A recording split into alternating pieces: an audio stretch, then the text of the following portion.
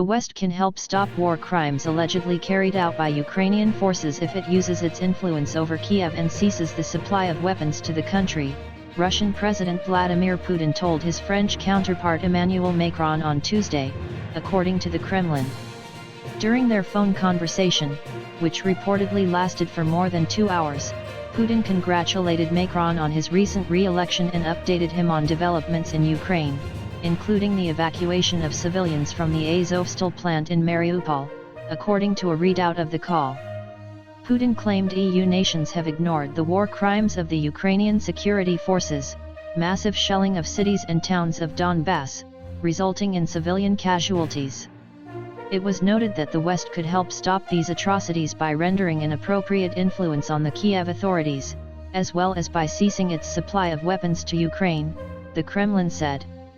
As Ukraine and Russia continue to accuse each other of war crimes, on April 30 Macron promised Ukrainian President Volodymyr Zelensky that France would reinforce both military and humanitarian aid to Kiev.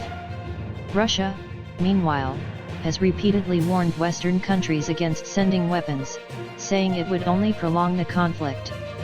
Moscow has also made it clear that it would consider any foreign arms on Ukrainian territory as legitimate targets. The Russian president emphasized that Moscow was still open to dialogue with Ukraine, despite what he called Kiev's inconsistency and unpreparedness for serious work. Ukraine blames Moscow for the deadlock in the talks. According to the Kremlin, Macron expressed concern over the issue of global food security.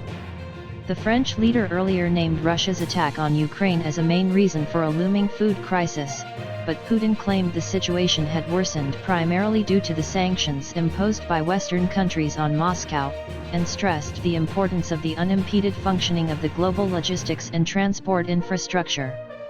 The Elysée has yet to provide its own readout of two leaders' conversation.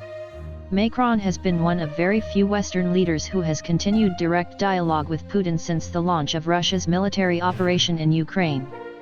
At the same time, he has insisted on stepping up sanctions against Moscow, including tougher restrictions on Russian energy.